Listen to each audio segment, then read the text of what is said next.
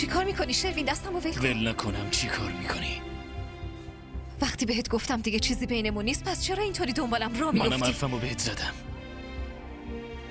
بین خودم و خودت نمیذارم نفر سومی بیاد.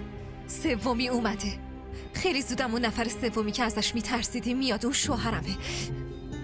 چی کار میکنی؟ دردم گرفت. ولم کن. چرا؟